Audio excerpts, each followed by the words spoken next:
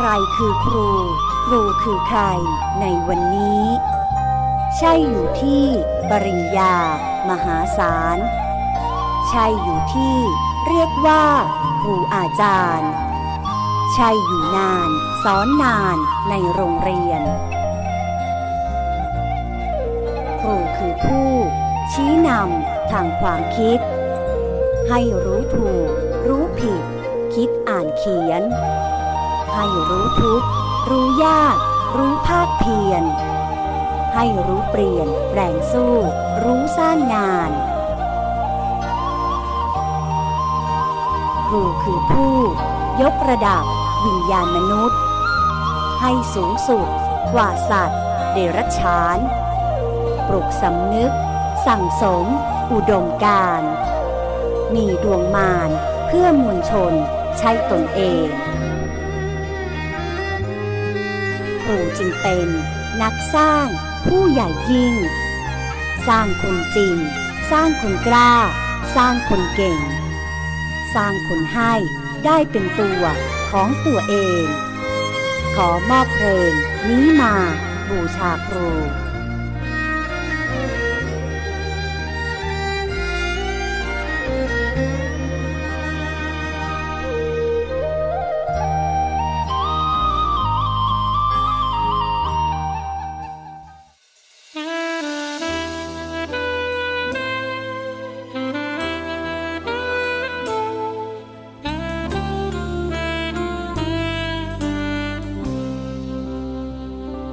ฉันรู้สึกโชคดีที่ได้เกิดมาสวมเครื่องแบบสมยาข้าราชการและได้ทำภาระหน้าที่สำคัญรับใช้งานเพื่อพ่อหลวงแห่งไทยสารประโยชน์ของชาติและปวงประชาเหมือนคำสัตย์สัญญาที่มอบเอาไว้ด้วยหลักการเลิศล้ำหลักธรรมคำใจภาคภูมิในเกียรติยศศักดิ์ศรีจะเดินตามรอยเท้าของพ่อด้วยความตั้งใจจะเติมเต็มความหมายข้าราชการที่ดีมอบชีวิตทุ่มเทให้แผ่นดินนี้ทำความดีเพื่อชาติไทยสูงที่สุดของชีวิตคนหนึ่งคนต้องพิสูจน์ว่าตนได้ทำอะไรด้วยสัจจะที่ฉันปฏิญาณให้ไปฉันภูมิใจที่ทำตามได้จริงหยุดมันหัวใจในหลักเที่ยงธรรมรับใช้ประชาชนทุกคนเท่าเทียมกันมั่นคงความดีตลอดไปฉันรู้สึกโชคดีที่ได้เกิดมาสวมเครื่องแบบสมยาข้าราชการและได้ทำภาระหน้าที่สำคัญรับใช้งานเพื่อพ่อหลวงแห่งไทยจะเดินตามรอยเท้าของพ่อด้วยความตั้งใจจะเติมเต็มความหมายข้าราชการที่ดีมอบชีวิตทุ่มเทให้แผ่นดินนี้ทำความดีเพื่อชาติไทยสูงที่สุดของชีวิตคนหนึ่งคน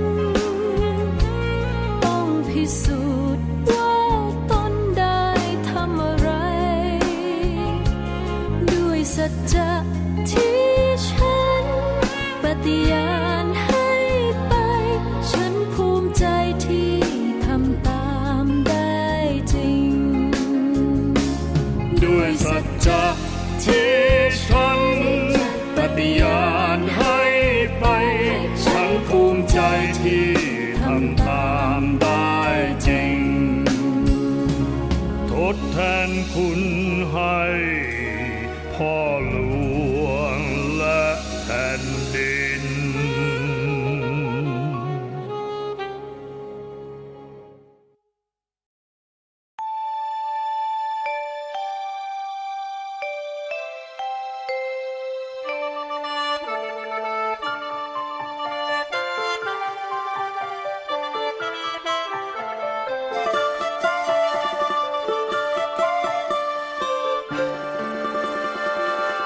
จบจากวคเริ่มจับพายทอต่อชีวิตราชการ บรรจุ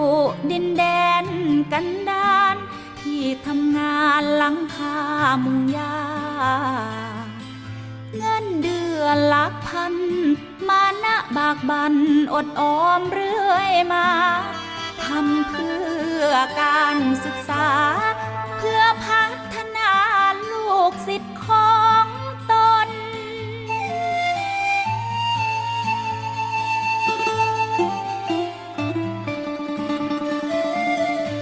คือทอดวานส่งผู้โดยสารเชี่ยวทานไหลวนยิ้มสุขใจในผลิตผลลูกศิษย์ข้ามพ้นถึงฝากฝั่งฝันเปรียบสายแน่นเกี่ยวสนิทกลมเกลียวเกี่ยวฮักผูกพัน60 พรรษาลาสถาบันจำร้างห่างกันวันกสินา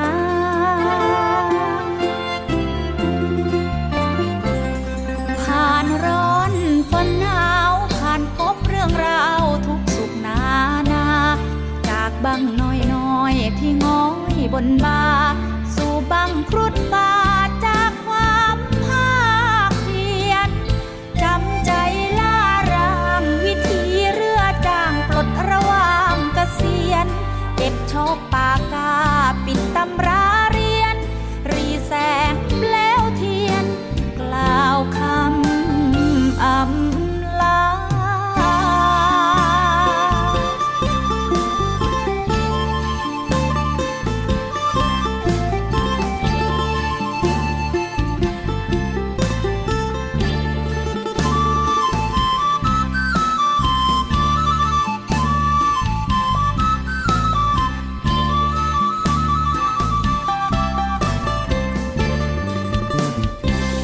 ผ่านร้อนฝนหนาวผ่านพบเรื่องราวทุกสุขนานา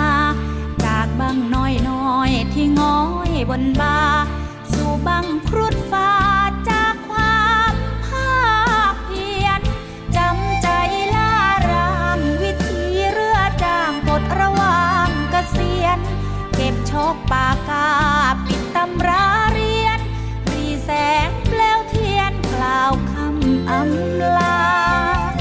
จำใจล่ารามวิธีเรือจ้างปลดระหว่างเกษียณ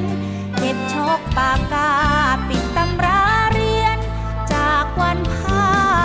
คเพียรสู่วันเกษียณที่ภาคภู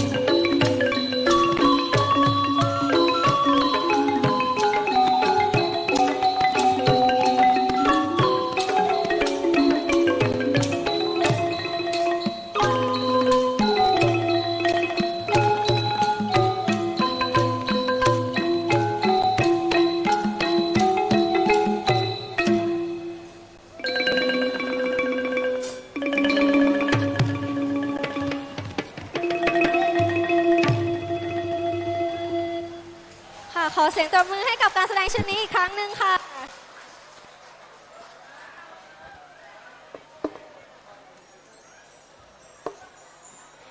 This time, I'd like to invite the President give the prize to the show again.